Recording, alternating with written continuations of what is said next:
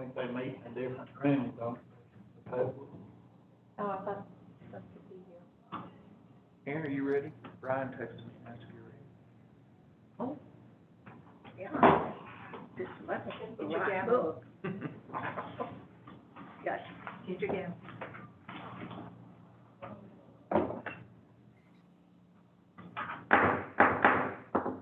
Washington County Finance and Budget Committee will come to order. Tonight, Sam Duncan will lead us in our prayer and pledge. Come on, stand with me for prayer. Father God, we thank you, Lord, for the opportunity to be here tonight. God, you are Lord of Lords and King of Kings. God, you're the ultimate ruler over everything. God, we are honored to have the opportunity to serve Washington County and the fine people of Washington County. God, we pray for wisdom as we start the budget process tonight. God, help us make good decisions on behalf of the county. God, I pray we honor you in our dialogue and the way we conduct business. Thank you, Lord, again for the opportunity. In Jesus' name we pray. Amen. Amen. I pledge allegiance to the flag of the United States States of America, To the republic for which it stands, one nation, under God, indivisible, with liberty and justice for all.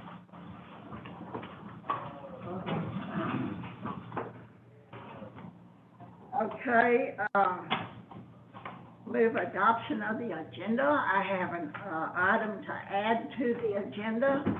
I would like to make this item 15 and change budget reviews to 16, public comment to 17, and adjournment to 18. Are there any other additions to be made to the agenda? If not, do I hear a motion to adopt the agenda? So moved. I'll second. All right. All those in favor say aye. Aye. All those opposed? Aye. Agenda has been adopted. Okay, Treasurer's report, Bobby Hill.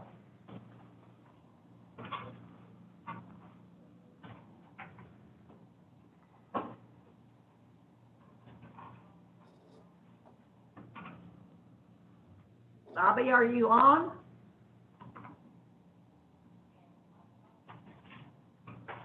I'm not sure. Can you hear me? Your phone- Oh, Can y'all hear me?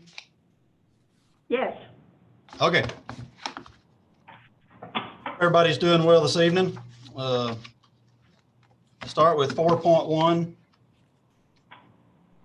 It's typical August, not just a whole lot going on. Revenue and expenses are about the same for the big three, general, road, and jail. The good news, I can say that the property taxes have caught up to last year and surpassed it through, well, I guess through September. And I expect that figure to grow just a little more before the end of the year. If you look at the bottom of the next page, we began the month with 34.4 million, ended the month with 35.4 million in the bank. 4.2, just a revenue expense comparison through August for the last 3 years. If you notice in 2018, the general lines, it was 2.6 million expenditures over revenues. 2019, that dropped to 1.8 million, and so far this year, it's down to 720,000. So we are making progress. 4.3. 1 cent sales tax. Everything considered, August numbers are pretty remarkable. A 13.56% increase would be great in a normal year, much less a year with a pandemic. This is the best percent increase we've had since 2016. For the year, we're at 6.73% above 2019.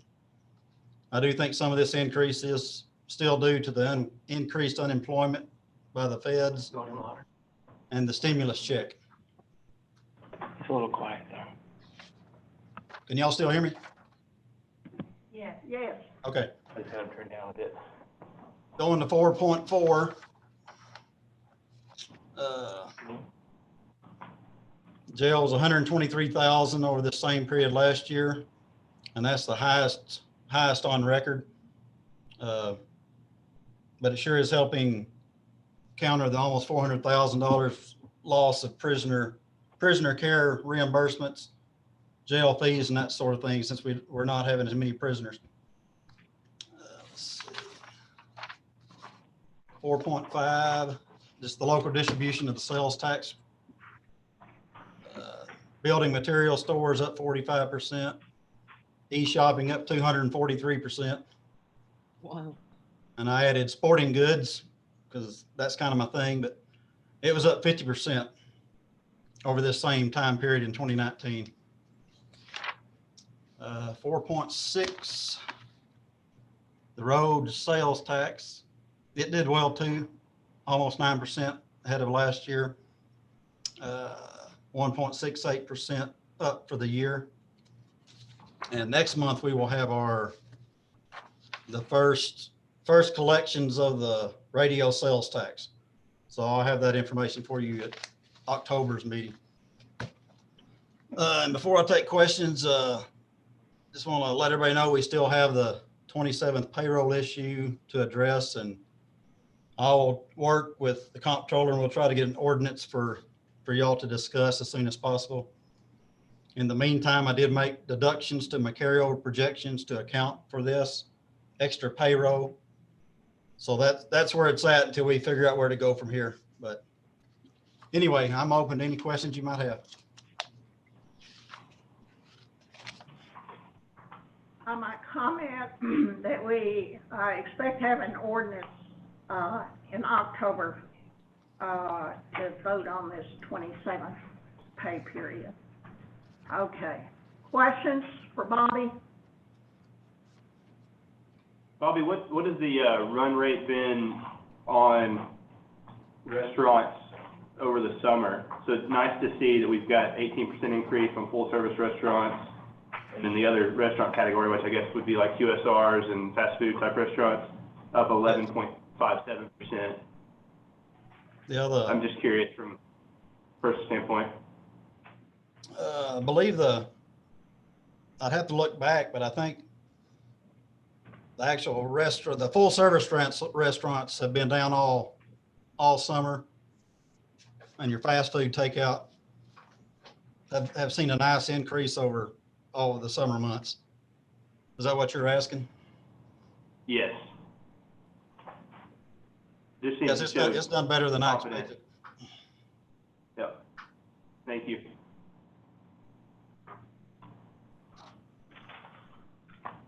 Brian, do we have any questions from the people on Zoom?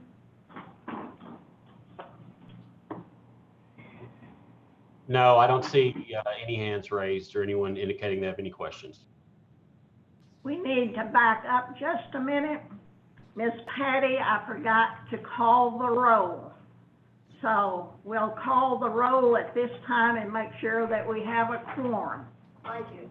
Miss Patty? Susan Cunningham, Here. Patrick Deakins, Here. Sam Duncan, Here. Lisa Ecke, Here. Ann Harbison, Here. Dookie Hires, Here. Andrea Jenkins, Here. Lance Johnson, Here. Willie Lemming, Here. Eva Madison, Here. Sue Madison, Here.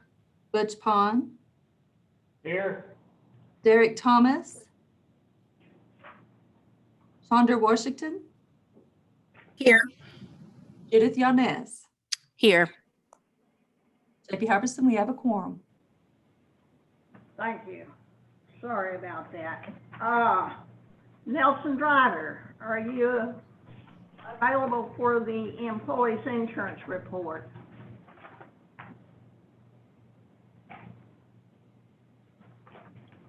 I've unmuted Nelson. We'll see if he can connect or not. I know he was having some issues, he said earlier.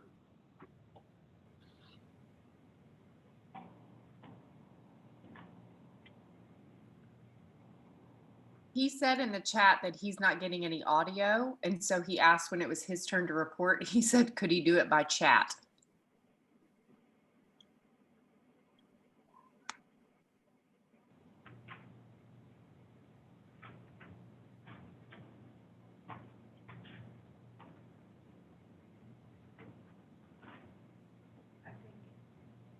Brian, is my audio coming through at this point? Yes, sir, we can hear you. Yes, sir.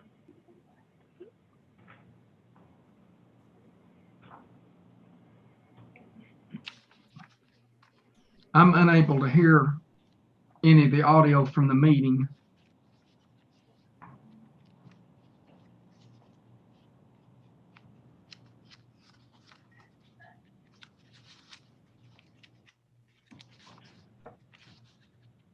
Nelson, can you hear me at all? If so, go ahead.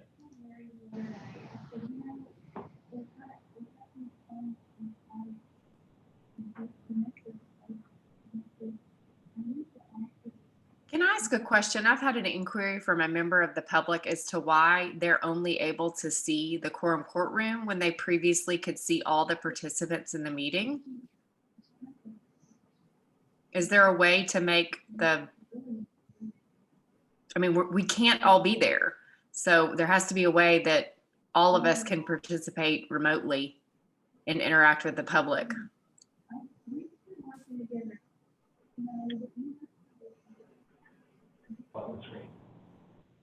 Should be on the screen. No, whoever's speaking, We just got through seeing Eva on the screen while she was speaking. Yeah.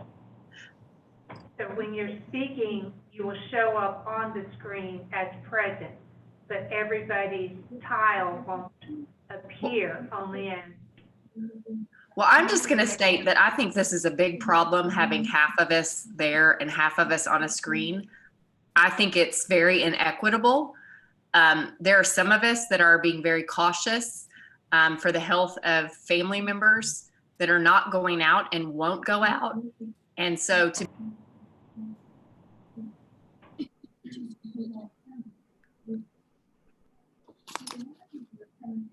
just so everyone knows, while I was speaking, I was muted by someone I don't know about. It was Bobby Hill. All right, we need to get the bugs worked out of this, I guess. It would be good to see everyone that's on Zoom, but maybe that's not available at this time. Okay, since Nelson Driver, since he can't hear us, Nelson, do you want to go on and give your report, or would you rather wait and give it later?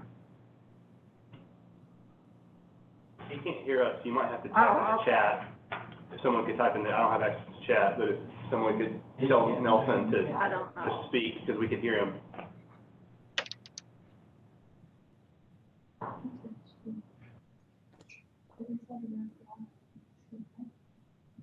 Well, let's go on and move on. Shannon Worthing, the Comptroller's report. Shannon or Jennifer, are you available for that report? Can you hear me, Brian?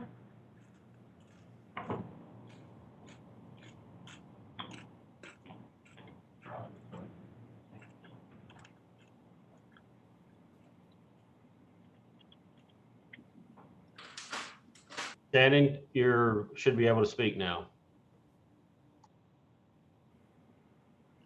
Who? Shannon's been unmuted, so Oh, Shannon. should be able to hear you.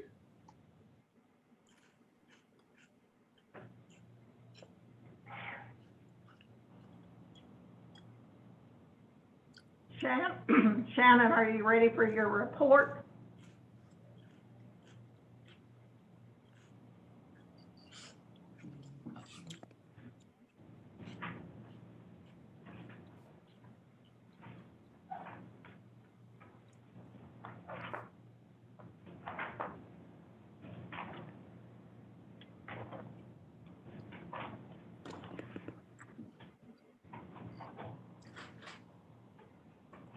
guess what we need to do? We have the insurance report and we have, the controller's report. What we need to do is to go through this, and if we have any questions, then we need to, call in later or meet with them later with the questions. We're having some problems in communication.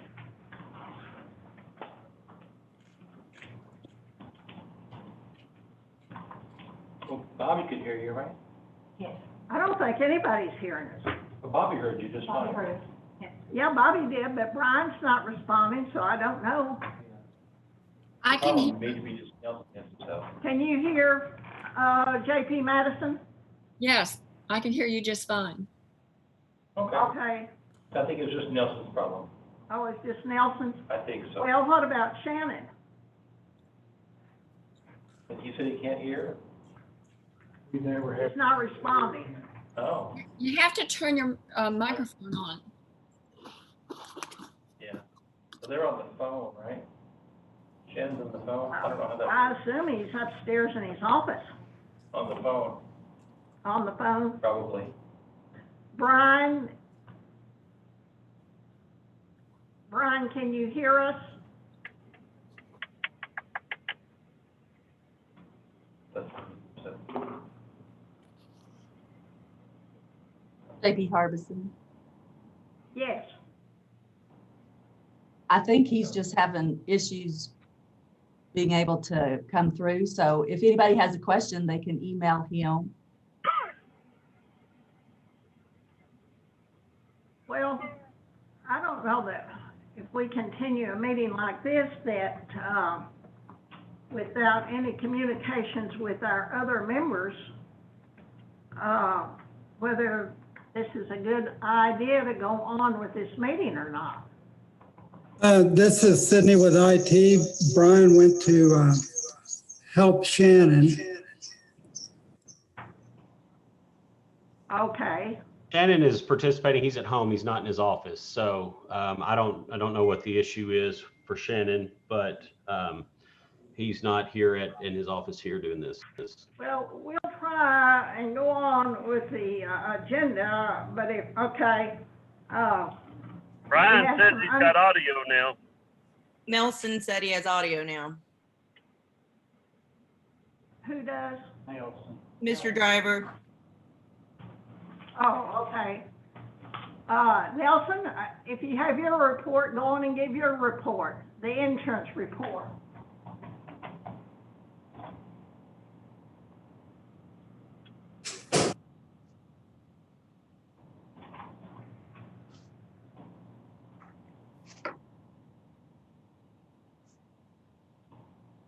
Can you hear me, Nelson? Can you hear me? Yes. Yes. Okay. Did you get my numbers? No. No. Got it. Okay, let me start over.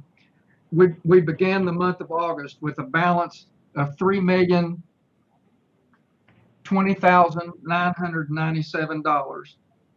We ended the month of August with $3,030,974 in the health fund.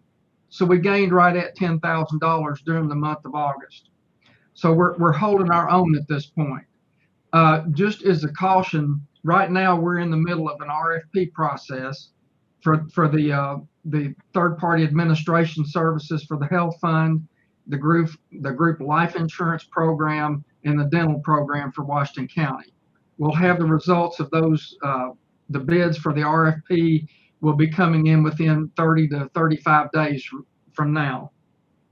So then we'll know what our cost figures are going to look like as far as the administrative cost for 2021. But the health fund itself is holding its own right now. They're going to probably be necessary to have some changes from the funding mechanism to the fund going into 2021. We won't know what those changes need to be exactly until we get to the end of the month of September. When we get into the last quarter, this is where the road gets a little bit rocky typically. once everyone has met their calendar year deductibles, they've held off until now, and I'm just speaking generally in general terms. They usually wait until November and December to have procedures done once they've reached their out-of-pocket deductible cost. So December, we have a tendency to get hit pretty good, from claims against the health fund. So this last quarter is really what's going to set the mark as far as what we're going to need to do, if anything, moving forward into 2021. So I just wanted to, throw that caution out there. We're holding our own right now. We're still below where we need to be, but we're not losing ground at this point. So do you have any questions about this at this point? Are you looking at any employees and the county both, maybe putting some funds in, or what are our options? I think what we're looking at from any changes in the funding mechanism, it's a little bit too early to put this in concrete, but I think where we're looking at it is the funding increases are going to be on the part of the employee side. And we're not looking at anything real hard and heavy. We're looking at maybe somewhere in the realm of about maybe 5 to 7% as far as any potential increase. Okay. All right. Are there any questions for Mr. Driver?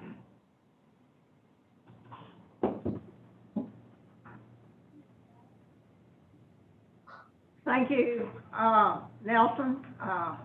We'll look forward to hearing from you later in the month or the 1st of October. All right, thank you. All right. Now, Shannon Worthen. Is Shannon Worthen able to come on? He said he was going to call in. He should be calling in shortly.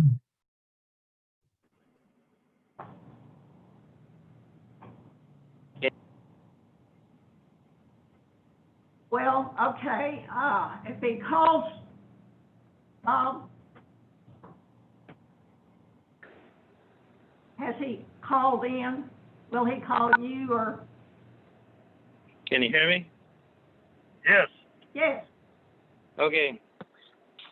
Finally got through. I had to call in. The computer Just a wasn't little working. bit louder. Okay. Can you hear me now? Sounds good. Okay. For the Comptroller's report, 6.1 is the unappropriated reserve balance report. And the two ordinances that affected the reserves are listed there. And we ended up with a net reserve in general of a little over $5 million. And then 6.2 is the summary statement of operations for expenses by fund and department. And with 8 months in, we should be at about 67% if the expenses are linear, and we're in pretty good shape overall. Over on page 13, general is at 62.2%. And then skipping forward to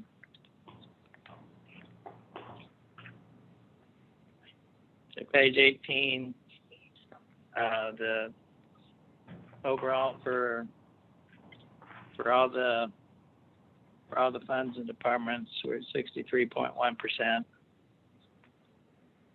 and so that's pretty much all I had for the Comptroller report. I'd like to note that all the pages are not numbered. Bottom right. Okay, the page number should be down at the lower right-hand corner.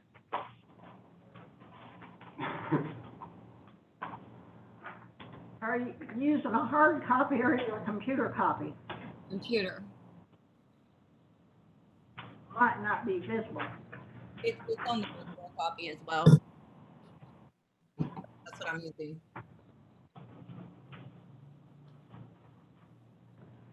All right, okay, we have a question, J.P. Deakins. Comptroller Worthing, can I ask you for a clarification for me and the public real quick? What's the difference between the percentage used with encumbrances and percentages used with transactions only? Transfers only? Well, encumbrances sets aside money for the remainder of the year for things like monthly copier expenses and so forth, whereas the percentage used transactions only is the actual expenses and money spent. So the purpose of the encumbrance is to earmark money so that the department knows that there's not that money available to be spent on other things. But the actual money spent is the transactions only column.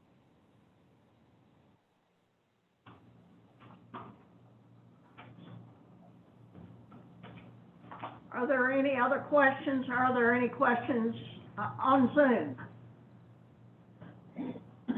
Ryan, do you see any hands? No hands on Zoom. All right. Thank you, Mr. Worthing. I hope you're feeling better after your first day of work. I know that you're probably worn out. Thank you for all you Thanks, do for the everybody. county.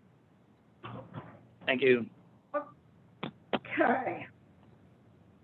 We've got through that. Now we're ready for unfinished business.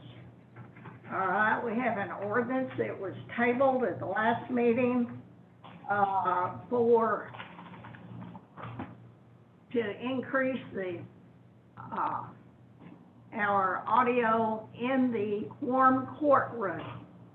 This is something that needs to be done for the quorum courtroom to improve our systems. So we kind of got off on that it was, for those people that were in the courtroom and not on Zoom, but that's not really the purpose of this. The purpose is to improve our system, our microphones and everything, so that everybody can hear. So this was tabled at the last meeting. Is there any discussion? Yes, Sam. So this is for right now, for the social distancing, this is specific to this, or is it separate? No, it's separate according to the information that I received. It's, according to the IT department, it is improvements that need to be made to our sound system. So it's completely unrelated to trying to fit in with the COVID guidelines? Well, it can be used to improve that also, but they are saying it's just an improvement that needs to be made. Okay. So that was my comment, is then, obviously we're here and it's working, so that's what I was curious with the key difference. Well, it could improve those people that are on Zoom. You would have to ask the IT department that question. All right, do I have a motion for this? Okay, J.P. Sue Madison. Thank you, Madam Chair. On the bill from the audio systems people, it shows a chunk, $1,000 more for labor program and miscellaneous parts. Are we having to pay them to install this? With our IT staff, I wondered why they couldn't install this stuff. Can someone from the IT department answer that question?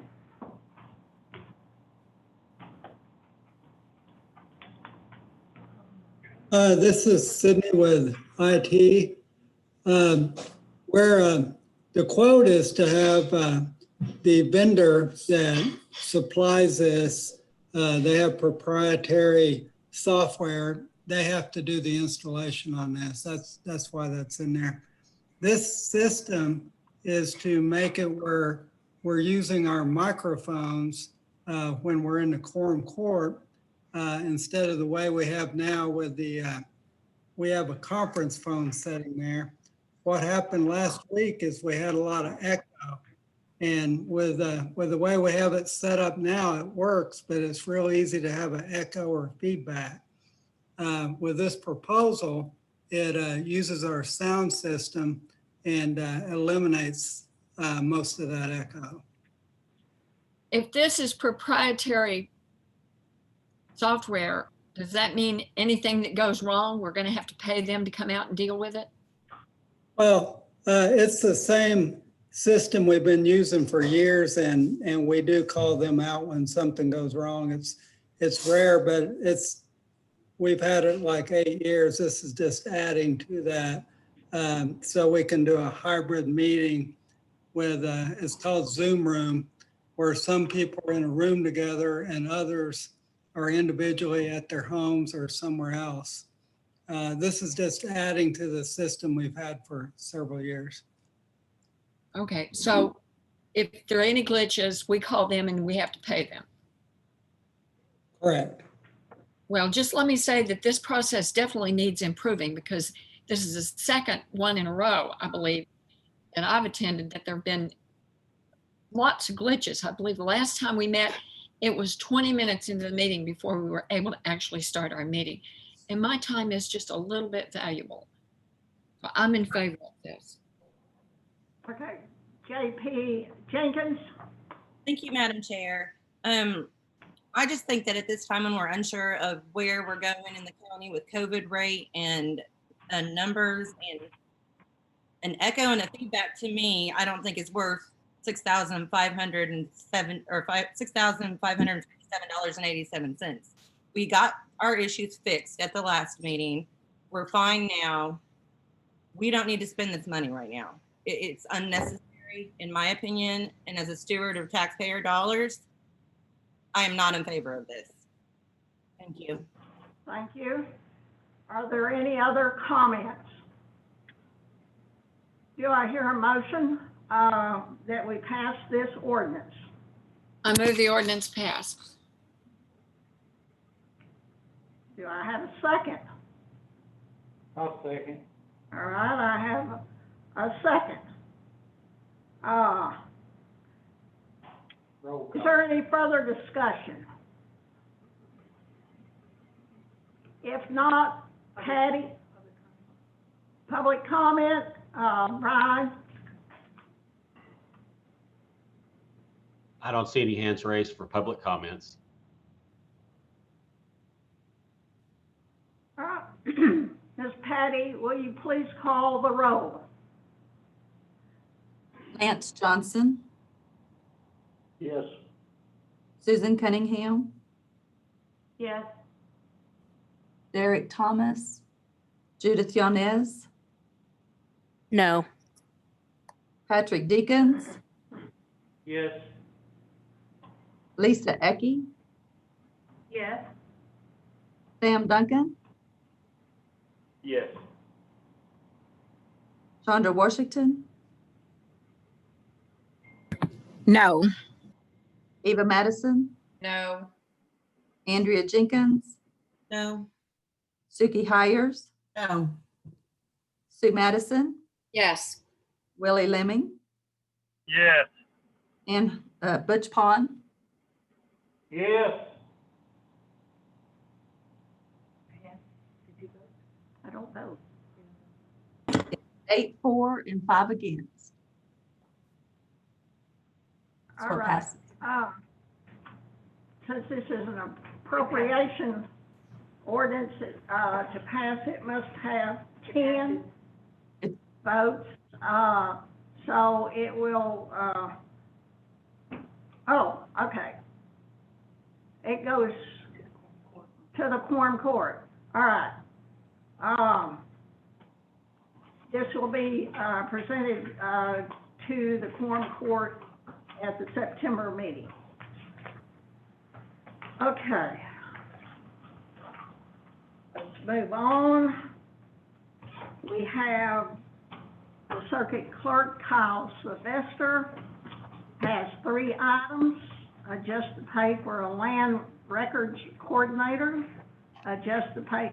I guess we need to do these one at a time. So, Kyle, are you present or do?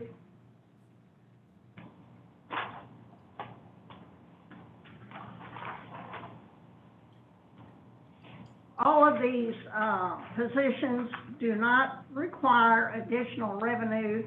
They do change the grade on some of them.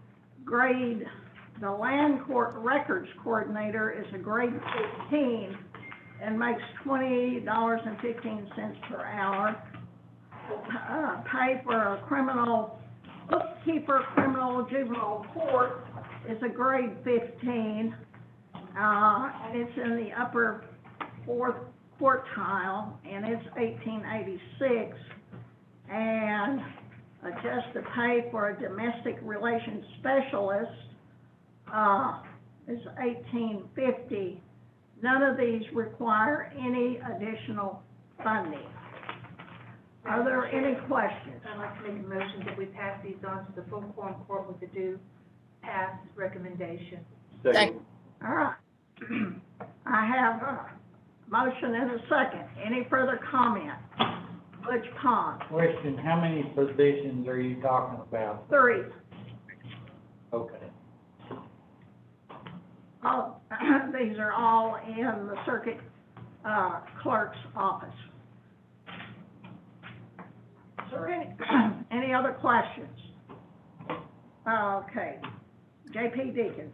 Mine is just a discussion point. I've had the opportunity to talk with Circuit Clerk Sylvester, and his office did some big cutbacks in preparation of the COVID pandemic, and I want to say I really appreciate that. And, you know, he expressed an interest for us to return that by rewarding people who are taking on more responsibility, so I'm all for this 100%. I appreciate his dedication to helping the county out.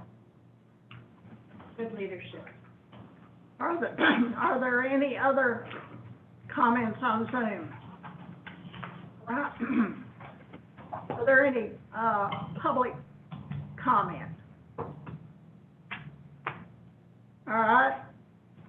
AP Harbison. Yes. If you have Kyle Sylvester, if you have any, wanted to hear from him or? Well, if he would like to speak, that'd be fine, but I think we have a motion and we're ready to vote. So, Ms. Patty, would you go on and call the roll, please? Lance Johnson, Yes. Susan Cunningham, Yes. Derek Thomas, Judith Yanez, Yes. Patrick Deakins, Yes.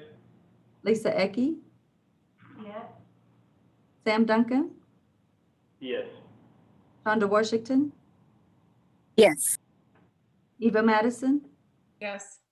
Andrea Jenkins, Yes. Suki Hires, Yes. Sue Madison, Yes. Willie Lemming, Yes. Butch Pond. Yes. This passes. Madam Chair, Yeah, yes.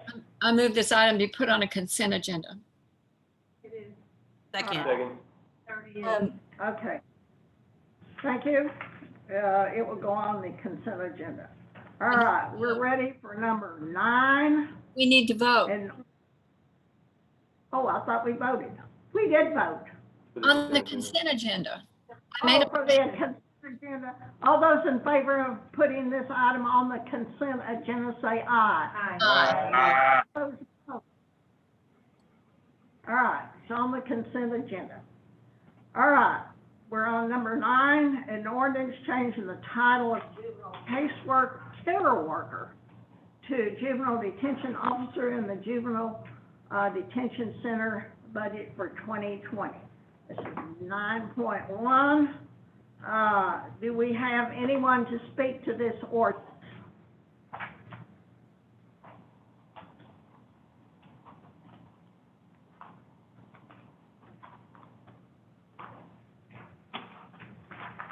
Madam Chair? Yes. In the letter 9.2, Yes. it states that this position has gone unfilled. Is that correct? And so, judge is requesting that the pay increase take effect for the remainder of 2020. Any details that, and then the funds are available after most recent salary sweeps. And there's not been, so I'd like to make a motion that we approve 9.2. All right. Do I hear a second? I'll second. All right. Do we have any further discussion? JP Deakins. You know, I completely trust our dedicated staff down here at JDC, but the whole point of the sweeps for the county to save money and help out with the budget deficit, it wasn't seen as a piggy bank. So I just would like to caution everybody against that. It's not, we have a bad habit of being fiscally conservative and disciplined in the short term and then in the long term, turn around and spend that money. Thank you, Madam Chair. Okay. So I have, any other comments? Yes. Okay, Butch. JP Pond, excuse me. I appreciate the comments and the caution from anyone who has a little concern for this, but as you might find out later on in the process, the budget process, and this is part of the county judge's budget, you will find overall his budget is gonna be less than it was last year, I believe. Is that not correct? Yes, except for 2 items, which we'll discuss later. All right. Now, I had a motion. Did I have a second? Eva Madison has a question. Okay, JP, Eva Madison. Thank you, Madam Chair. I guess I don't understand how we're upgrading 9 positions from a grade 10 to a grade 13, and there's no budget impact.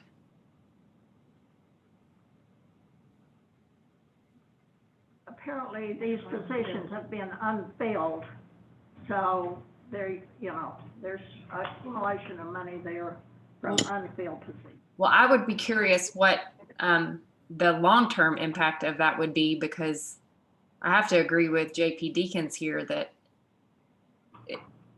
it looks like we saved money, a while ago to spend it now, which sort of defeats the purpose of saving it. And so, I mean, I can't support this without knowing what the impact is long-term, because 9 positions is sort of significant and 3 grades is significant. So what is the cost of that? I cannot answer that question. Okay, but JP Pond. Is Mr. Watson available to answer some of this question? For the judge.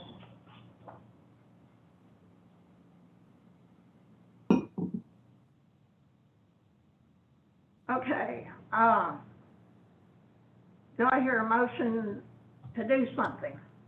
I guess is my question. We have a motion on the floor, and we have a second.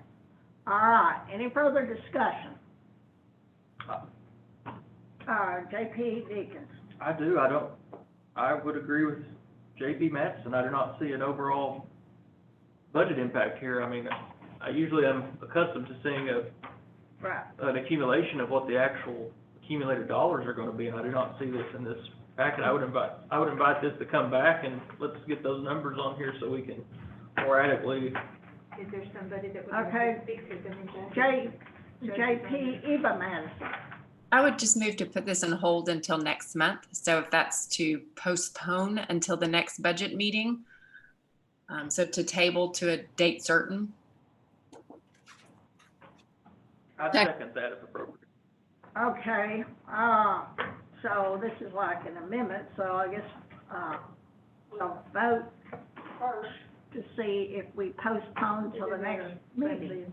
No, isn't it table supersede a motion? Okay? She didn't say table. JP Harbison, Oh, JP Harbison, Judge Wood here. There's a letter in the folder, and then I do have Watson in my office. He was not able to get on. If you guys want to go ahead and have that conversation about the impact.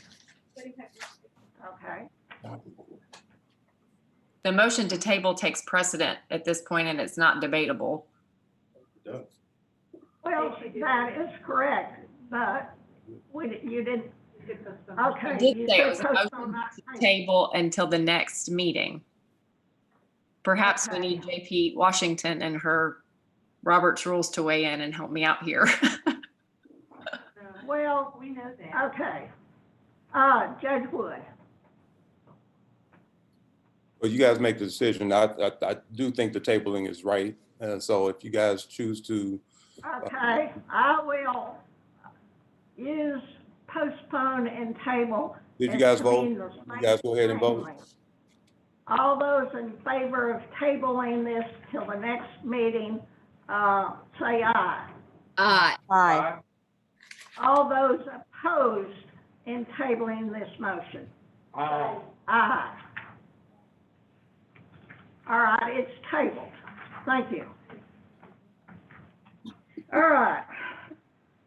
We are now ready for what, number 10?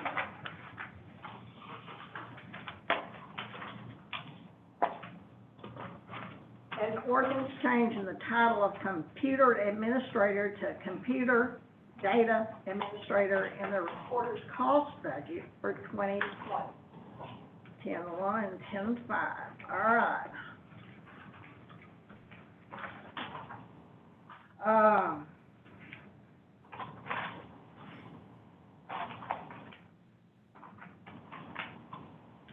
I move that we grant the request of the circuit clerk. Okay. I've got a motion to pass this. Do I have a second? I'll second. Okay. Patty, you heard a second, but I didn't know who it was. Jenkins. Who? JP Jenkins. Oh, Jenkins. Jenkins. Okay. Any further discussion? All right. Patty, would you call the roll, please? Lance Oh, I Johnson. guess public comment. Do we need public comment? We have any public comment? I do not see any hands raised. All right, thank you. JP, Miss Patty, will you please call the roll? Point of order, what is the motion on the floor? The motion is to pass 10.1, which is on page 47. Thank you. All right? Yes. Susan Cunningham, Yes. Eric Thomas, Judith Yanez, Yes. Patrick Deakins, Yes. Lisa Ecke, Yes. Sam Duncan, Yes. Shonda Washington, Yes. Eva Madison, Yes. Andrea Jenkins, Yes. Suki Hires, Yes. Sue Madison, Yes. Willie Lemming, Yes. Butch Pond. Yes. This ordinance passes. I move this item be placed on a consent agenda. Second. Second. All those in favor say aye. All those opposed? It's on the consent agenda. All right, we're ready to move on to number 11. Ordinance recognizing additional revenue of $4,803.36 in the DIM fund and appropriating $4,803.36 from the DIM fund to the DIM budget for 2020. All right. That ordinance is on page 58. Do I hear a motion? Move to pass item 11. Second. Second. All right, I have a motion and a second. Is there any public comment? Maybe Hearing Harbison? no public. I do Yes. not see hands raised. Okay. Ms. Patty, will you please call the roll? Lance Johnson, Yes. Susan Cunningham, Yes. Derek Thomas, Judith Yanez, Yes. Patrick Deakins, Yes. Lisa Ecke, Yes. Sam Duncan, Yes. Shonda Washington, Yes. Eva Madison, Yes. Andrea Jenkins, Yes. Suki Hires, Yes. Sue Madison, Yes.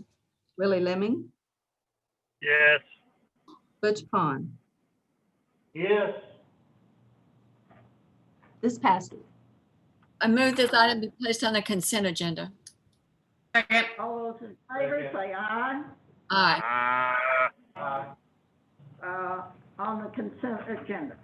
All right, we're ready for number 12, an ordinance recognizing additional revenue of $31,167 in the JDC grant fund and appropriating $31,167 from the JDC grant fund to the Juvenile Detention Center grant in aid 2020-2021 budget for 2020. I move to pass 12.1 and have it added to the consent agenda. Okay. Do I have a second?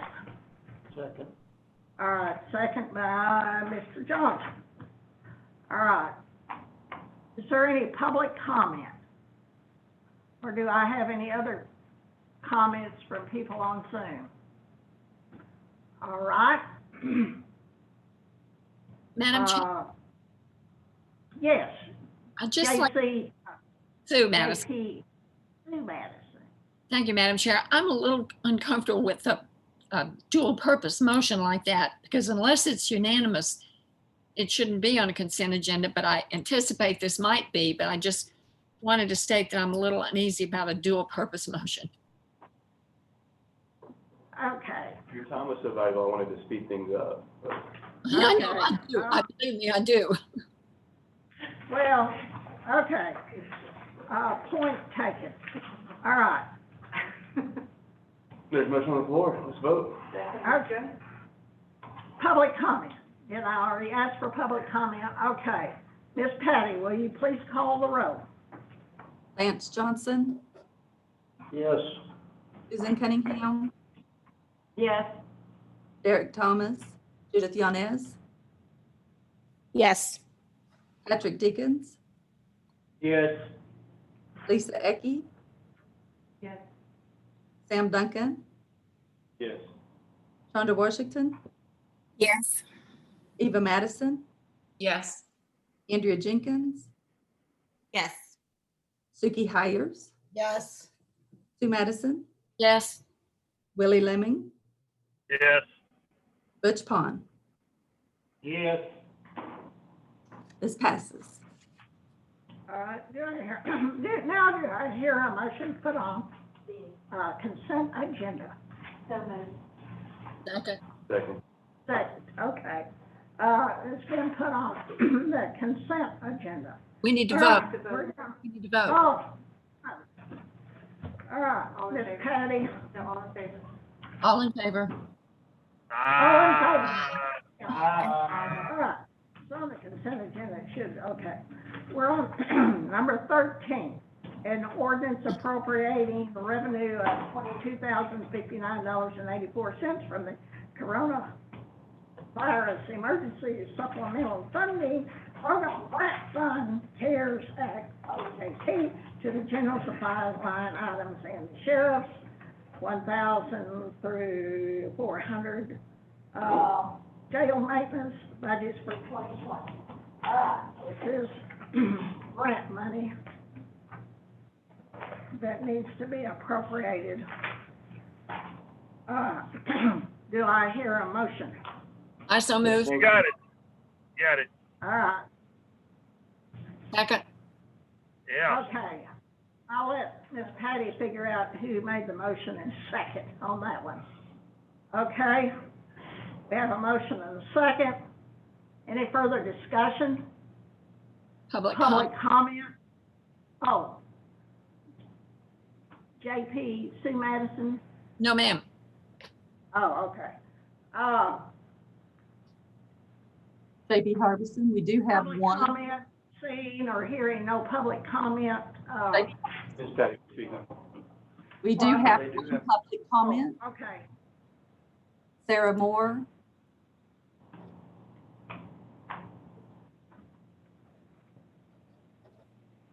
Go ahead, Sarah. Sorry, I think when they tried to unmute me, it restarted my Zoom. Can you hear me? Yes. Yes. Okay, sorry. I thank you for letting me speak. I don't really have anything to speak to particularly as far as opposing or wanting to accept the grant, but I did just want to put into the conversation about the protective equipment that we're using at the jail facilities. I know that in the folks that we're seeing appear, it looks like we've been using bandanas, and there had been some additional research by the CDC that came out that actually stated that a multi-layer cotton or actual masking was a lot more beneficial, and that bandanas actually let different breath through, and actually particulates got through. And so I just wondered if that was something, as we continue to look for improvements, because the pandemic isn't going anywhere and we have these close proximity quarters, if that's something that as a court we could help to work with the jail staff to see if there are some additional options that we could use some of these CARES monies or any COVID money going forward for something that could help to limit the outbreaks of COVID in our facilities. Thank you. Thank you. Well, we do have a motion and a second, do we not? All right. May I respond to Ms. Moore? Probably not, because we really don't talk with people that make comments. I mean, that's just a procedure that we follow. That's okay. All right. Ms. Patty, would you please call the roll? Lance Johnson, Yes. Susan Cunningham, Yes. Derek Thomas, Judith Yanez, Yes. Patrick Deakins, Yes. Lisa Ecke, Yes. Sam Duncan, Yes. Chandra Washington, Yes. Eva Madison, Yes. Andrea Jenkins, Yes. Suki Hires, Yes. Sue Madison, Yes. Willie Lemming, Yes. Butch Pond. Yes. Yes. This passes. Do I hear a motion to put this on the I so consent move. agenda? I so move. Second. All right, it's been put on the, all those in favor say aye. Aye. On the consent agenda. All right, we're now on 14, an ordinance transferring $2,901.26 from the full-time salaries line item to the part-time salaries and line item in the Veterans Service budget for 2020. I move adoption of the ordinance. Second. All right, I have motion and second. Madam Chair, question? Okay, JP, Eva Madison. Thank you, Madam Chair. I realize this is a very small amount of money, but I found it unusual to sort of have a mystery ordinance that says just we need more money without any explanation. I realize it says there needs to be a line item transfer, which is obviously because we put a budget control in place. So I would assume that for it to come to us, we gave some indication that we wanted to know why. Well, I assume that they've had, some part-time help they need to pay. So, and they don't have any money to pay it, so I assume this is what's happened. Judge Wood? That's exactly right. We got a part-time that's, whose hours are now getting tight and will not make it to the end of the year. And so but we have extra funds in the full-time salary. So we're trying to see if we can go ahead and get that approved to move some of those dollars to get the part-time covered through the end of the year. Can I ask, is that a result of the vacancy in the position? Are we having to? That's correct. Okay, thanks. All right, I have a motion and second. Do we have any public comment? Hearing none, Ms. Patty, will you please call the roll? Lance Johnson, Yes. Susan Cunningham, Yes. Derek Thomas, Judith Yanez, Yes. Patrick Deakins, Yes. Lisa Ecke, Yes. Sam Duncan, Yes. Rhonda Washington, Yes. Eva Madison, Yes. Andrea Jenkins, Yes. Suki Hires, Yes.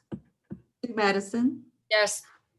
Willie Lemming, Yes. Judge Pond. Yes. This passes. All right, do I hear a motion to put it on the I so moved. consent agenda? Consent agenda, yes, ma'am. Second. All right, we'll have a second. All those in favor say aye. Aye. Consent agenda. All right, we're on 15. 15 is an ordinance transferring the $411,000 from the bond principal fund to the bond principal budget for 2020. This is paying off the bond that restored the historic courthouse. And if we get this passed, we can save $10,000. I have a motion to pass. Move to pass. Second. I have a Second. motion and a second. Any discussion? JP Harbison, I'd just like to say I like having been here long enough to have seen some bonds paid off. Yes, I agree with you. All right, public comment. Hearing or seeing none, Ms. Patty, will you please call the roll? Lance Johnson, Yes. Susan Cunningham, Yes. Derek Thomas, Judith Yanez, Yes. Patrick Deakins, Yes.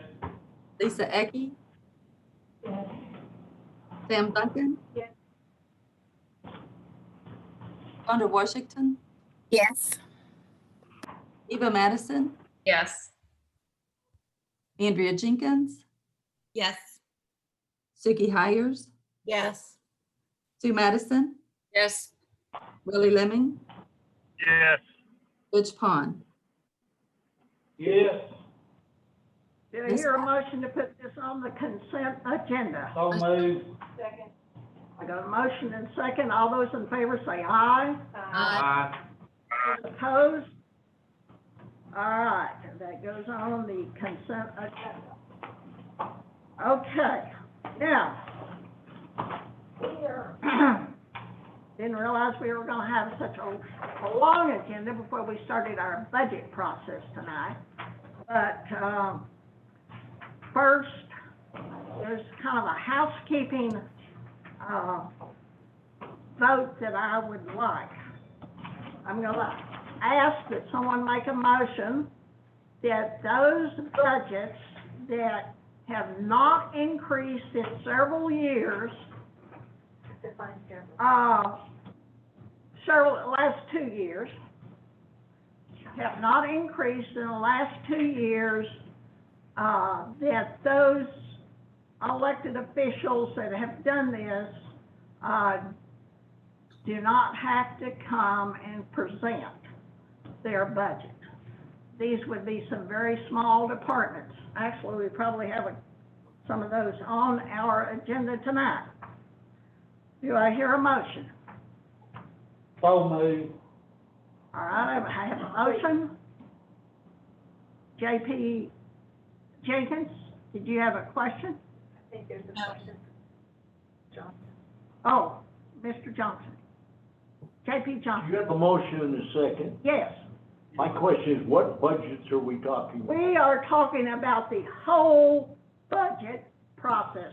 We're talking about all the budgets that have not increased in the last 2 years, that those.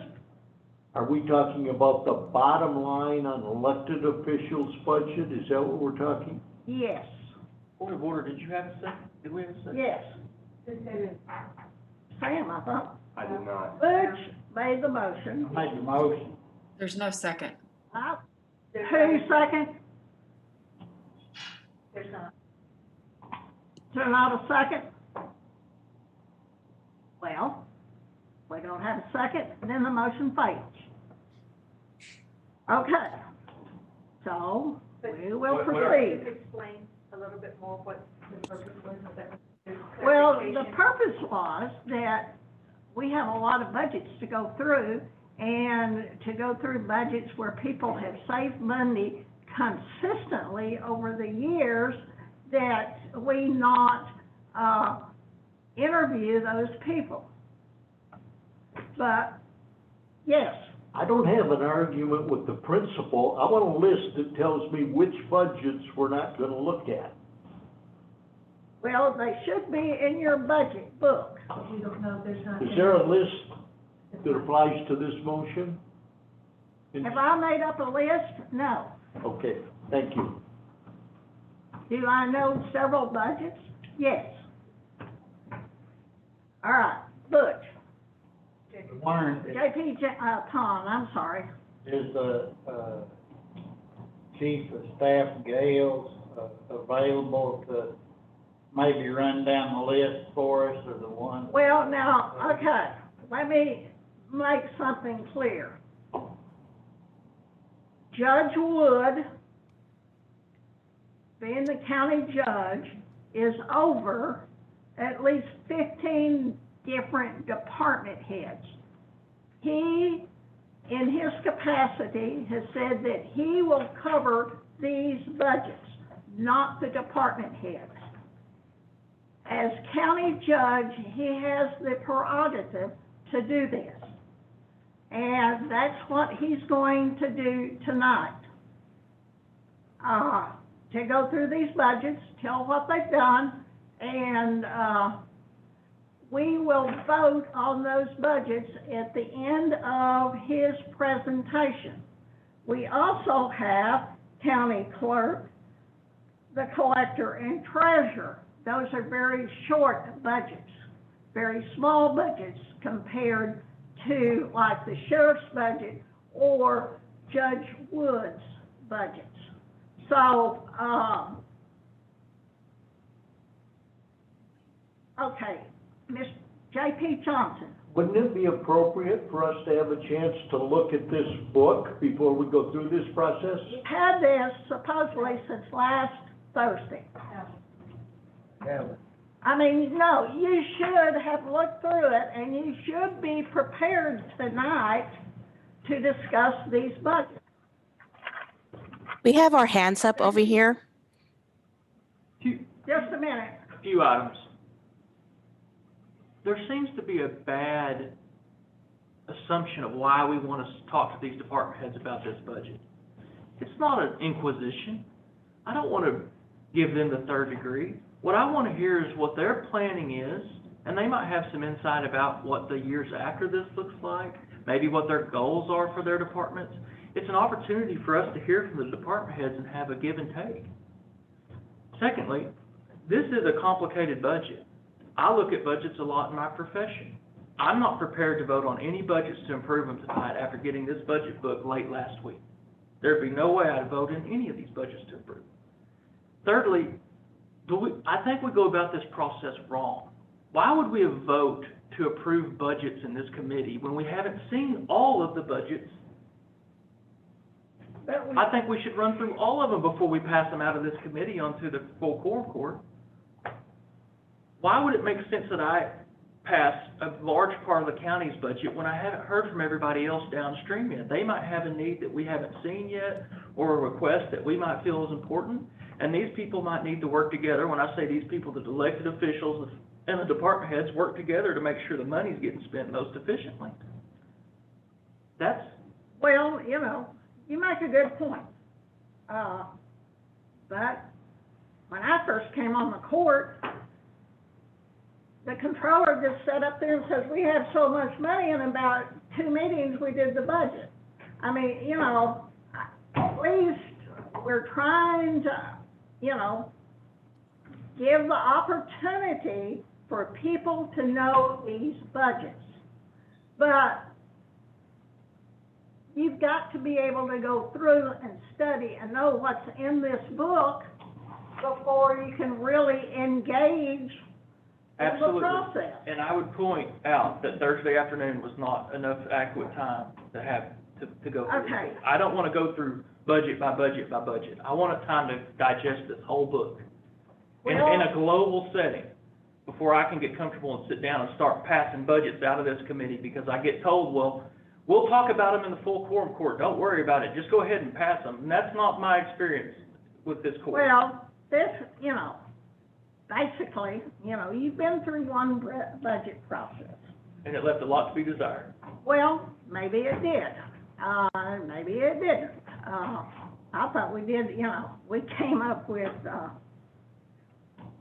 $4 million that we didn't have when we started. So, okay. J.P. Johnson. Thank you, Justice Deakins. And I think before we look at how we're going to spend the money, I think we ought to visit with Mr. Hill. I've got a lot of questions relative to the revenue side.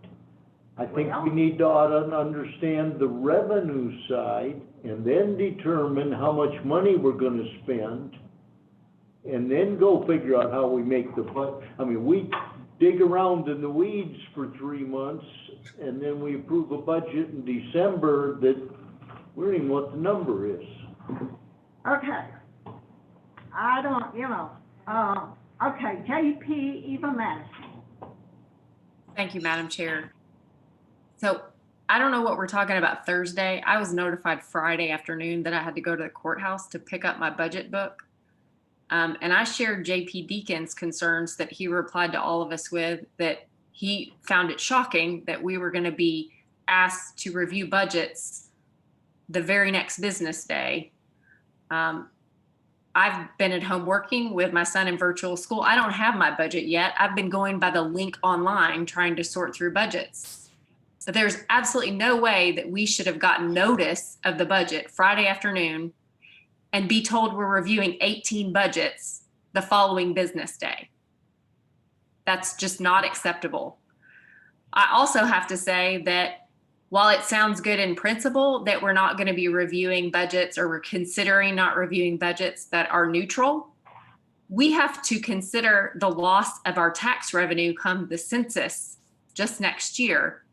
So neutral is not going to be good enough in some respects. And I know I was budget chair for a short time and it didn't end well because the committee's recommended budget was not passed in quorum court. But I felt like you started with a revenue projection, like what J.P. Johnson and J.P. Deakins are talking about. Here's what the revenue projection is. Here's what we anticipate each revenue category to bring in. So we're talking road funds, the road sales tax, the jail sales tax, the property tax, all the revenue sources. We need to consider the long-term, it's not that long-term anymore, but the impact of the census. And then we add up the total of what are the requested budgets that have come in and how do those compare to the revenue projections? I think some folks will remember the PowerPoint presentation I did that gave a review. And I know I shared it with some JPs who were new last year for the budget for the first time. It was a total overview before we started getting down in the weeds. But I can't look at anybody's budget tonight and say, yeah, that looks good, or no, that doesn't look good, until I know where we are on the total for what's been requested. JP, Deakins, And the total for what we have important issues, like what our goal is for reserves. We also need to discuss issues like, are we going to try to give a raise? I mean, we've got some people asking for new positions and they tonight. are here and are on the agenda. I don't mean to interrupt, but well, I'm just saying that I can't consider approving a new position tonight until I know how much money we have and if we're going to be able to give an employee raise. So I have to get my budget book somehow. But thank you, Madam Chair. all right, JP Ecke. Thank you, Madam Chair. I do believe that we all are in agreement that the process is antiquated and we need new processes. What worked years in past doesn't work today. And my thought process is budgeting for positive results and outcomes. And if that could be our focus, how do we budget for a positive outcome and positive results? And the only way to do that is if we establish our objectives and our goals as a committee of the whole.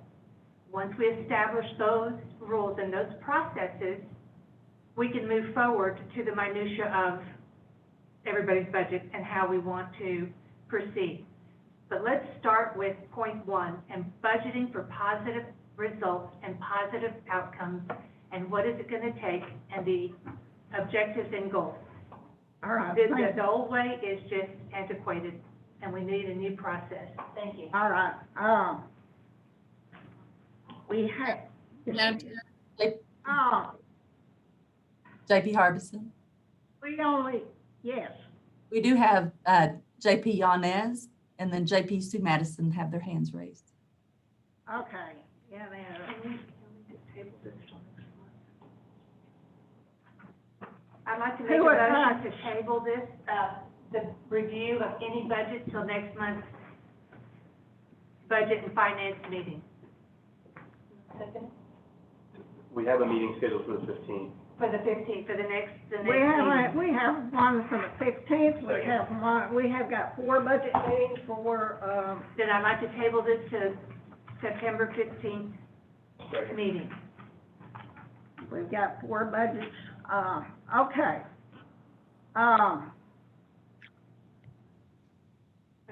I really thought about this last year in that we needed a workshop to inform the JPs where the revenue is, where it comes from, what the budget is, what we need as a reserve. All right, we should have about $10 million in unappropriated reserves. We only have $4 million. Point of order, Madam Chair. Yes. There's a motion to table this. Okay, I don't have a second yet. There was a second. Oh, okay. I just want to make a comment that, I just want to make a comment that I'm very disappointed that people didn't do their homework before they got here tonight. I understand that you didn't get your books, or you have family issues, or you have all these other things. All right, we have a motion on the floor to table the budgets that were due tonight to September 15th. That means we'll be doing 8 budgets. If that's on the agenda. Well, I it mean, is on the we could agenda. have It's on the an agenda. agenda to do budget processes new budget processes and procedures and goals and objectives. Okay, what do you mean by goals There's and a motion objectives? first. We need to deal with the Okay, motion. you have a motion to postpone until September the 15th, starting the budget process. Correct. Is that correct? That is correct, Madam Chair. Thank you. All right, Miss Patty, would you please call the roll? Madam Chair, I've had my hand up for a while, and I feel like can't this. see you. You're not on my screen. There's no discussion. There's a vote. We've had our hand on for a while. Well, I can't see you. People are using the raise hand feature I on mean, the Zoom. only people that are on my screen are JP Eva Madison, JP Hires, and there's JP Lemming and JP Sue Madison. That's all I see. Well, people are using the raise hand feature on Zoom. I don't know where that's showing up. I will take care of it in a minute. But I can't recognize, Miss Patty said I had, I mean, if I can't see you, I can't recognize you. All right. We have a motion on the floor to postpone the budget process. Point of order, Madam Chair. If we have, this is JP Washington. If we have JPs who said that they have their hand raised, I would just ask that you would recognize them now before we take the vote. I can't. I think that would be. Okay, so they're saying, I just heard Justice Yanez say that she's had her hand up. So could she at least please be recognized? There's no discussion when you table a motion.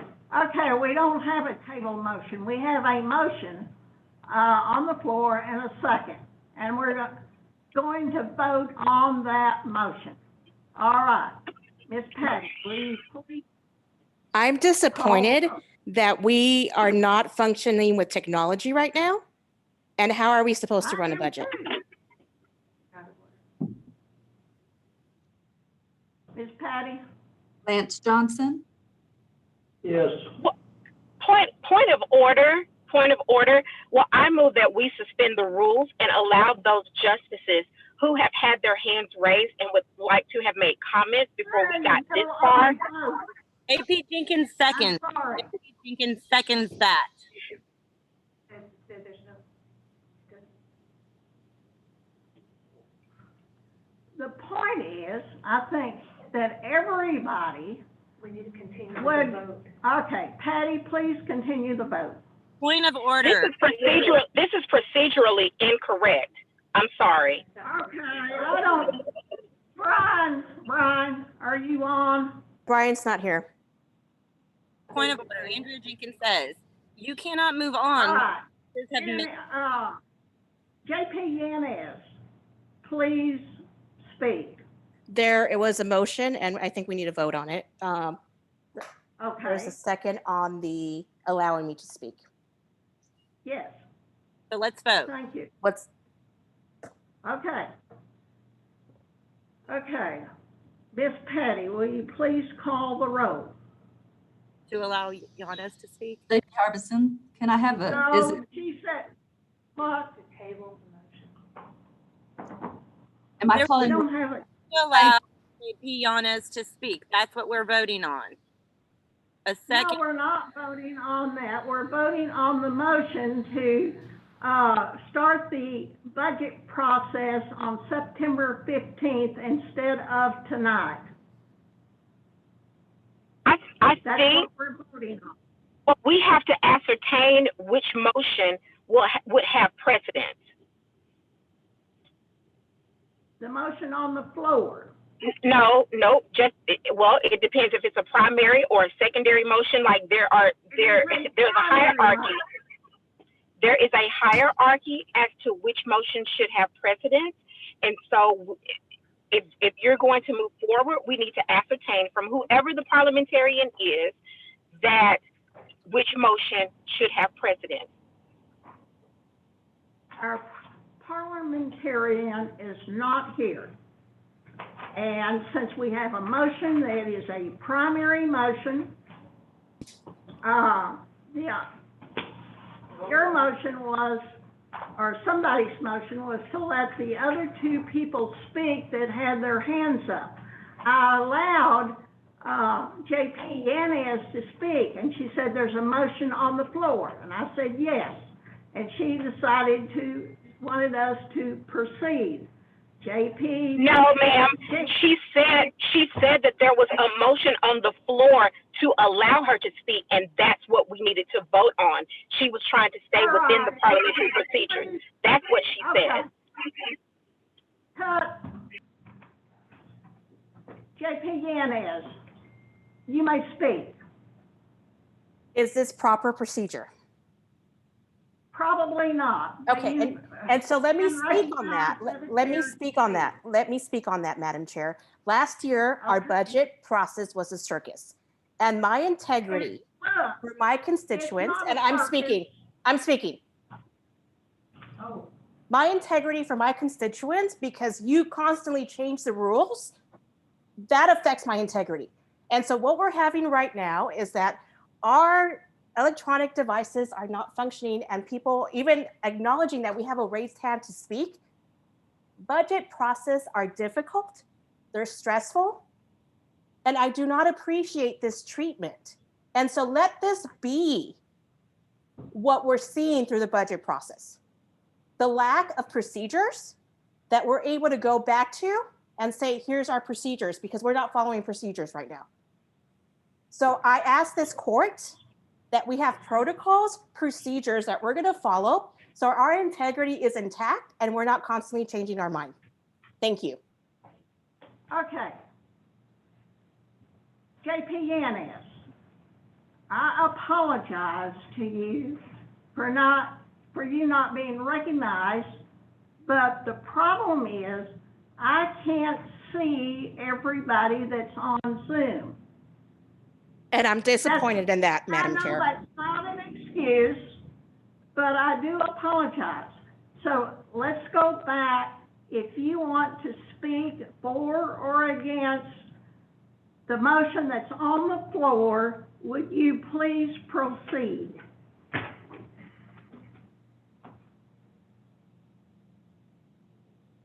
Am I voting? Are you asking me? I'm not sure what the procedure is right now. Well, I don't know what you had your hand up for to speak for or against something. I just spoke. I request that we have procedures, we have protocols, we all have a vision that we're working towards, and I echo everything that everyone said. I don't want this to be a circus again. Thank you. I wasn't calling it a circus. I do agree with you that we need protocol and procedures. All right, JP Jenkins. Madam Chair, I think we need to go back to where JP Washington had put a motion on the floor to allow Judith Yanez to speak. It went on without, and I gave a second, and we were supposed to vote on that. So I think that we should vote on whether Judith Yanez have the chance to speak, and then we're back to parliamentary procedure. All right, we have a motion on the floor then to allow JP Yanez to speak. Madam Chair, I also have had my hand up, but I've given up. Well, I'm sorry. Don't give up. This is difficult. All right. You have the floor, JP. Okay, all those in favor say aye. Aye. Aye. Aye. All those opposed? All right, JP Yanez, you may speak. I let Sue Madison speak now. Don't ever give up. May I, Madam Chair? Yes, ma'am. I would like to say that I am in a high-risk category and I'm not going to the courthouse to pick up a budget book. We'll have to find another way. If I'm not going anywhere at all, I don't see any point in me having to go to the courthouse. Everything else gets mailed to us. Just mail me the pages. I don't need the hardback book. Okay. Thank you. Your point well taken. JP Duncan. May I make a suggestion that we go back to the original motion that was on the floor to postpone budget discussion until the 15th meeting. And then a secondary to that, and I don't know if this is procedurally accurate, you'll have to help me out here, everyone. Can I suggest we repurpose the time this evening that we were going to discuss budgets to discuss a budget plan of how we'll go about this? I know we want to talk about revenue projections. We want to talk about census impacts. Instead, let's talk about how we're going to go about the budget process rather than assuming we'll just jump into it. So Okay. when I first make the motion, again, that we postpone to the 15th actual budget discussions, with first discussing how we'll go about the budget process. All right. We've got a motion on the floor before that, though, and we'll vote on that motion. That motion is to postpone tonight's budget discussions to September the 15th. Ms. Patty, would you please call the roll? Lance Johnson, Yes. Susan Cunningham, Yes. Derek Thomas, Judith Yanez, Yes. Patrick Deakins, Yes. Lisa Ecke, Yes. Sam Duncan, Yes. Shonda Washington, Yes. Eva Madison, Yes. Andrea Jenkins, Yes. Suki Hires, Yes. Sue Madison, Yes. Willie Lemming, Butch Pond. Yes. This passes. All right, the motion passes to postpone the budget process until September the 15th. We now have a suggestion or a motion on the floor that we discuss how the court wants to handle the budget process. All right. Someone said first that you wanted to do, Madam Chair, I have revenue. two hands raised. So I know, I'm just making a point of what you said, was that you wanted to know what the revenue projections were. They are projections. All right, okay. That is on page 23 of your book. 23, 24, and 25 are revenue projections. All right, now, J.P. Jenkins, I think was first, J.P. Madison. I'm not sure which one had your hand up first. Okay, J.P. Jenkins. Thank you, Madam Chair. I think first of all, we need to, first of all, I have not gotten my budget book. I'm a school teacher and a bus driver. So when I get off, I'm getting off at 4. I haven't been able to get up to the courthouse. So I don't have my budget book. So that beyond that, I feel like moving forward, we need to make sure our parliamentary procedure is in order for our budgetary processes, including having our parliamentarian here for the entire meeting to make sure that we are following protocol and that you are seeing those of us on Zoom who have our hands up. So I need to see everybody on the screen is what I need. For moving past that, we had no problem when we were all on Zoom. When we were all on Zoom, there was no issue. I cannot be there in person. My son was recently exposed. My students I have 25 students under my care. I can't be there. And neither can Suki Hires or whoever else can't be there for whatever purpose. But Zoom worked, and I don't understand why we can't continue in that. Because some of us would rather be here and you would be on Zoom. I would. There's been, okay. But you made your point. All right, JP Eva Madison. Thank you, Madam Chair. I want to echo JP Jenkins' comments. We did not have this level of embarrassing problems when we were all on Zoom.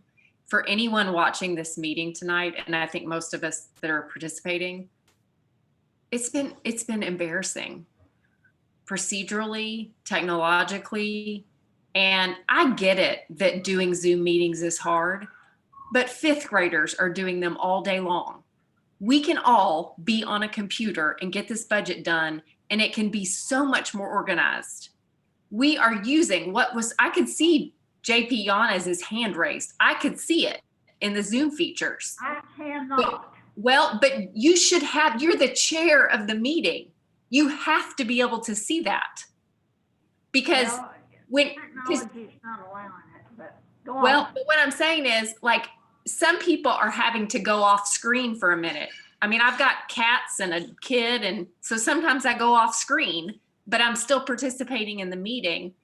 And like JP Washington, I think she's picking up her daughter while she's trying to do this meeting. And so she was trying to do all this from her car. I know JP Lemming's been in his car. So we're all doing the best we can, but we can't all have our screens up, and we have to make use of the Zoom technology. But for those of us that are on Zoom, we see a big picture of the horseshoe and cannot tell who's there. We have no idea who's sitting around the horseshoe. And so that is not an effective way to conduct a meeting. It's not an effective way for the public to view the meeting. When one of the members that are there speaks, we just have to guess who it is by the sound of their voice. Well, and so that needs to improve. We are going to have to commit that we're all on Zoom, or this process is going to continue to be that are uncomfortable doing it from home, go to the courthouse and sit in front of a computer monitor. But I don't think I said it before, it's not equitable, it's not fair for some of us who are at home for personal reasons and health reasons to be here, and some of you to be there. We all want to be there. We all would much prefer to do this in person, but we can't all be there and maintain social distancing and comply with the governor's mask mandate. And so I think for the good of the body, we all need doing all of this by Zoom. And I think that would eliminate a lot of the problems that we've had tonight and at our last meeting. And I will say this, I'm glad we postponed stuff until next time. But at next time, we're not going to have all the information we need to review 20-something budgets. Maybe we'll all have had a chance to review them, but until we have some very major big picture answers, we can't start approving a position here and a raise there. It just doesn't work. So I hope that we continue to discuss, as JP Duncan has suggested, what we want out of this process, because we need some bigger picture answers, and we have to figure out a way procedurally and technologically to do this without embarrassing ourselves. Thanks. JP Harbison. Is there anybody else? Okay, JP Pond. I've got a question. Are we still in a budget meeting right now? Technically, yes. Okay, well, I We're in believe, finance and budget. did we not vote unanimously to postpone Yes, we did. budget meeting until the next scheduled budget meeting? That's correct. Then everything that's been said since that was, out of order unless we made a motion. Well, to I adjourn. took JP Duncan's suggestion that we use this time to prioritize what we were going to do. What from the discussion is that everybody wanted to know exactly, and we cannot know this, but the projections that Bobby Hill can give on revenue, they said they wanted to know what the revenue was. They want to know what the procedures is. Well, the procedure in the past is for elected officials to come in and present their budgets, and we look at the budgets according to the amount of revenue we have. I ask that all elected officials, where possible, to have a neutral budget or the same budget as they had last year. That's not going to be possible for the sheriff because he's got to fill 4 positions for the new circuit judge. All right, now, this is a schedule that's been developed, and I'm gonna just tell you, what I have done on the budgets and when they are scheduled. We were supposed to do tonight the county clerk, tax collector, and treasurer. Those are 3 very small budgets, and we were going to do Judge Wood's budgets, which are 18, and then there are a lot of other budgets. Now, we probably need to schedule him for one evening on for his budgets. All right, September the 15th, I have Circuit Clerk Kyle Sylvester, Public Defender Dennis Highslip, Prosecutor Matt Durrett, and Assessor Russell Hill. That is for September the 15th. September the 24th, I have all the circuit courts judges. We were going to go over budget controls and talk about raises for our employees. All right, on October the 6th, I had Sheriff Tim Helder, Coroner Roger Morris, and the Election Commission. That covers all of the budgets. November the 19th is a quorum court meeting. We will vote on millage, and we vote on the budget for the first time. That is November the 19th. Now, J.P. Jenkins. Thank you, Madam Chair, and I appreciate that breakdown of dates, but I want to go back to what J.P. Duncan, what his intention was, like where we're going as far as our budget procedure. Like all of you. Like what do you think the budget procedure should be? Well, no, I already said my piece. I'm just saying that I'm hearing you give us a schedule of dates, and that's great. I appreciate that. But maybe someone else has something to say about how they feel the budget procedure could go more smoothly than it has in the past. I mean, I think that was his purpose, and I appreciated that. So I just wanted to kind of bring that. Madam Chair, I've had my hand up. I know I'm not on your screen. This is JP Yanis. I'm sorry, JP Yanis. So I just have a comment. I know we have a CPA on our court, JP Deakins, and I would love to hear his advice of how we can run this smoother and what advice he has for budget procedures. Thank you.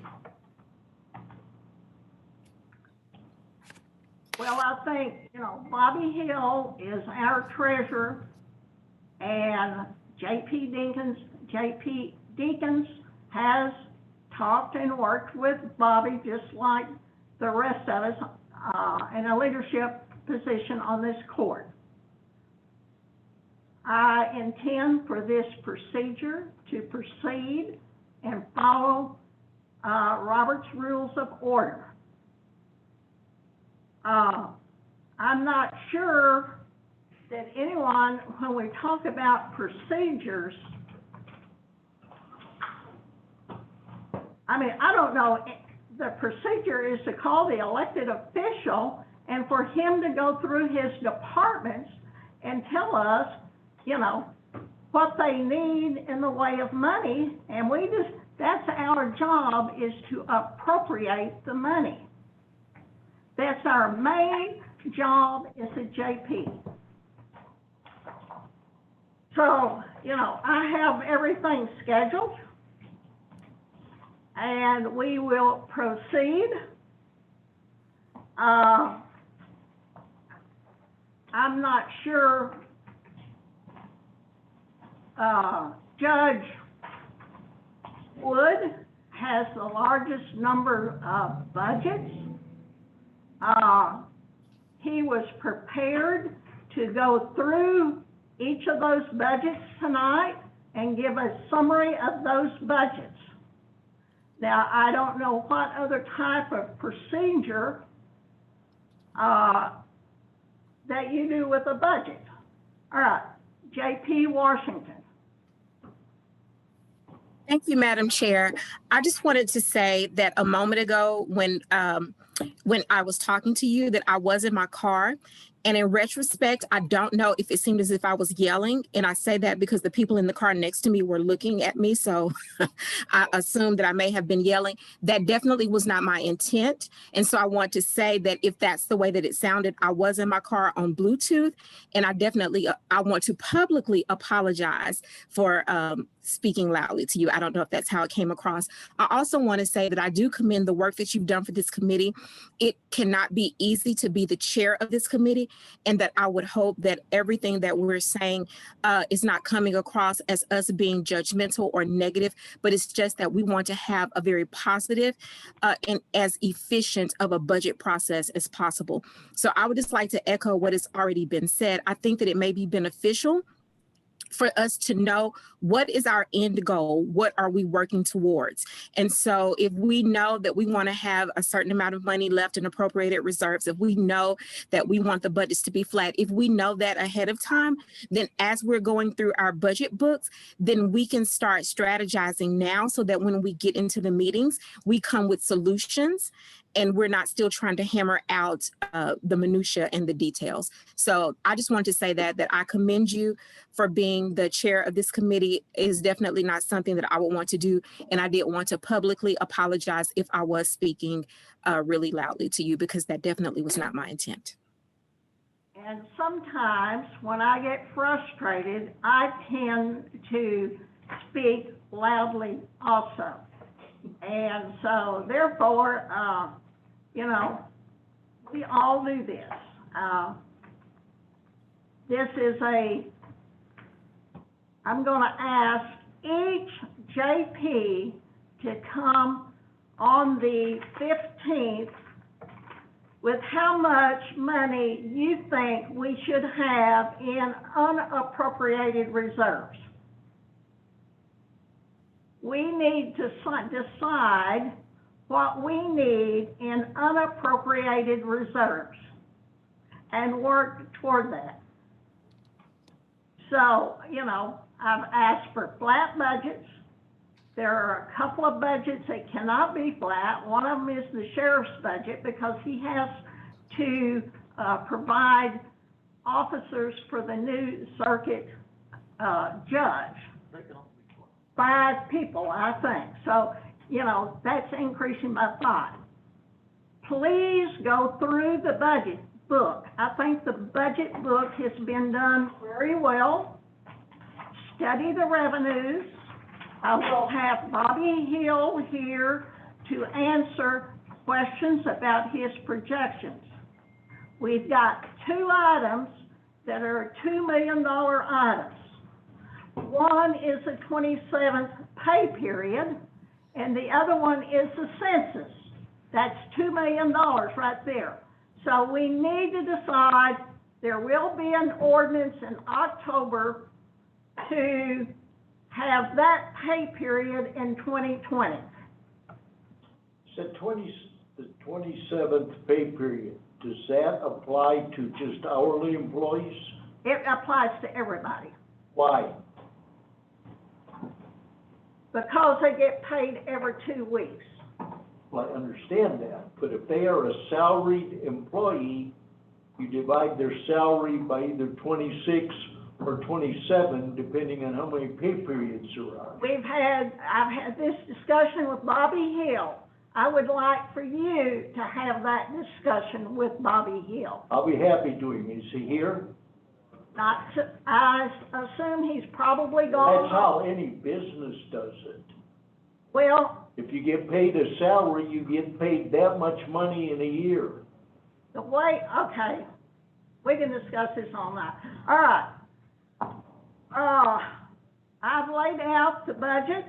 I want everybody to study their budget books and be prepared. I think if we did this, that we would not have, as some people say, chaos. We can disagree but we can be agreeable when we disagree. All right, J.P. Duncan. Thank you, Madam Chair. So I see our revenues on page 25, 104 million.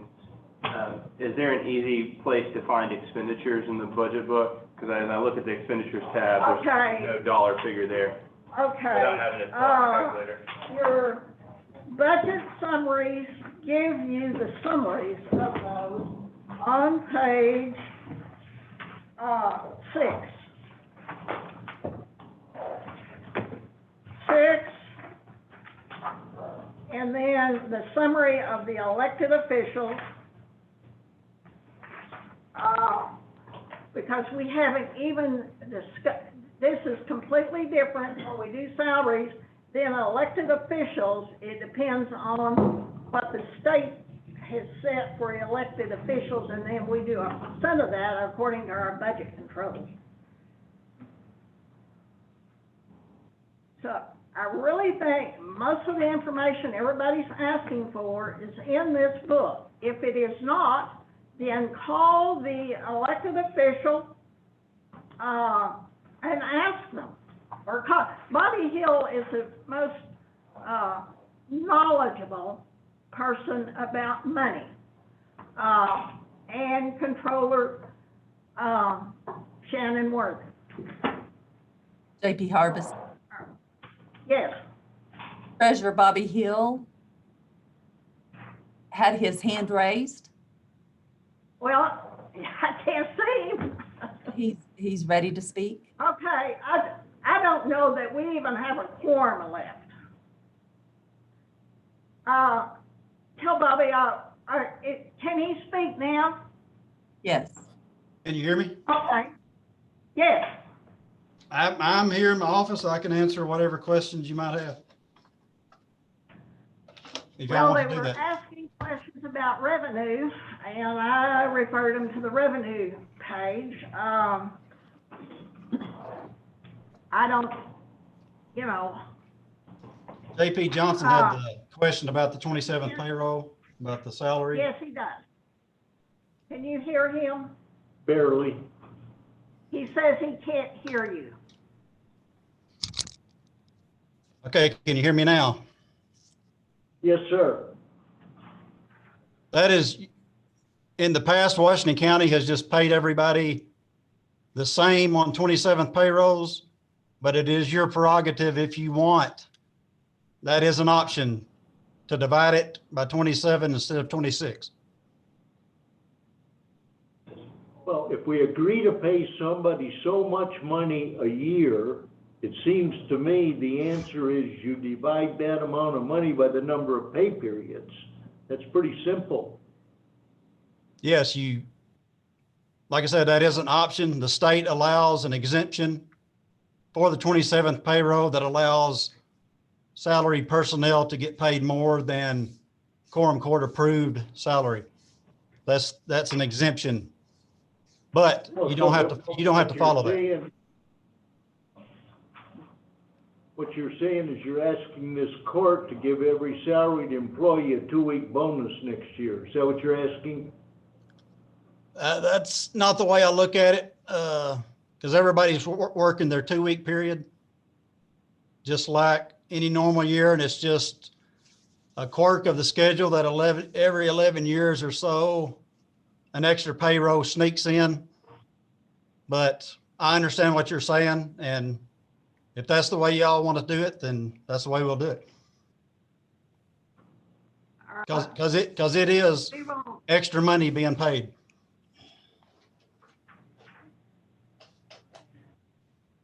But the people have worked 2 weeks before that, correct? Yes, I mean, it's just like hourly, everybody getting their 2-week payday.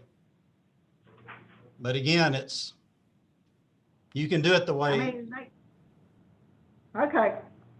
We can, whatever the court decides will be what we'll do. Okay, thank you, Bobby. Any other questions about money? Bobby, are you still there? Yes, can I say one more thing on this? Yes. I'm looking at your sales tax revenue for 2021. It Yes. appears to me it's $500,000 less than your projection for 2020. Yes, it's, Is part of that adjustment for the difference in revenue you're projecting because of the census? that is correct. The road department is the same way because they get a 60-40 split. So these numbers have already got that money built into it, is that correct? That's correct. It also has the countywide reappraisal, which is going to boost the property tax that we receive. So then this whole issue of the change in income because of the consensus is adjusted for in your numbers, correct? Yes, sir. Thank you. For the census, yes. On that, let me say one more thing on that. We were wanting to get the 27th payroll in the 2020 budget. And in that circumstance, it's too late to adjust anything. You can, if you want, kick it to 2021 and then divide it by 27. But the only problem with that is employees who should be paid on the 31st of December might not get paid until the Monday after that. Okay, JP Duncan? Appreciate the clarity there that the census has been taken into consideration. So the 2021 projected carryover of nearly $28 million, is that a conservative number, or do you feel confident that that's pretty close to accurate? Let me see. I try to build a little conservatism in it, but those numbers are pretty close in my opinion. Of course, carryover is the hardest thing to predict, and this is early September, and they will likely change between now and November. Hopefully not much though. Thank you. You're welcome. Do we have any questions on Zoom for Bobby?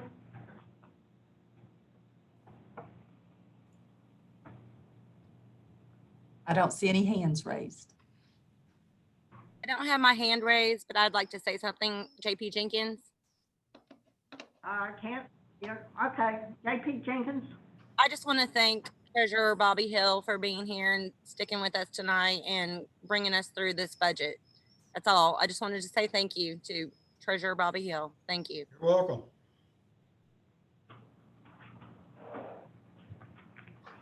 Okay, Mr. Hill, can you be here on at our budget meetings, please, on the 15th? Oh yeah, I'll be here. Okay, I really appreciate it. Thank you. You're welcome. All right. I need a clear direction of how you want to proceed with this budget process.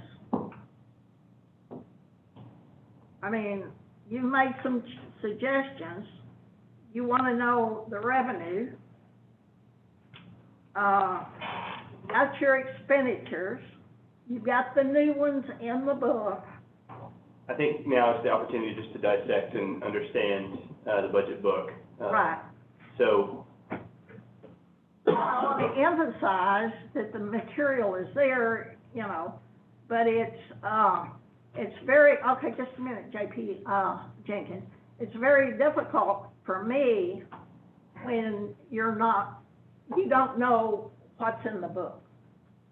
right, Because you think I'm going on. it was made available on Friday and Tuesday and Monday was a holiday. I'm not gonna argue with you, but I'll make a motion now that we adjourn. Okay, JP Jenkins has her hand up.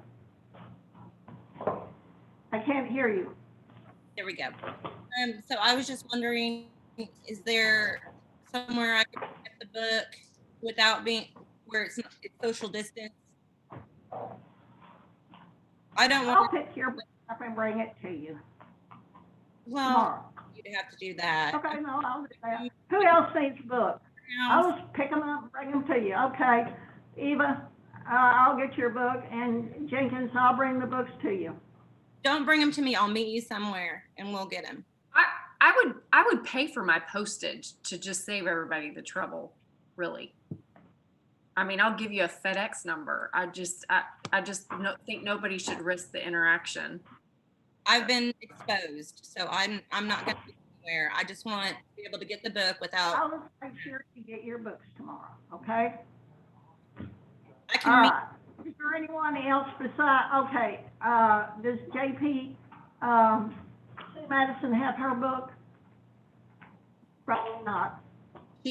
She's not, they're at their other house, so I don't think she's gonna be able to get it, so. Oh, okay. She's the beach house, huh? Okay. All right. Anyone else? Do you have your book, JP Washington? Yes, ma'am. I picked it up Thursday afternoon. Okay. Anybody else? Okay. I entertain a motion to adjourn. So moved. Second. All those in favor say aye. Aye. We are adjourned.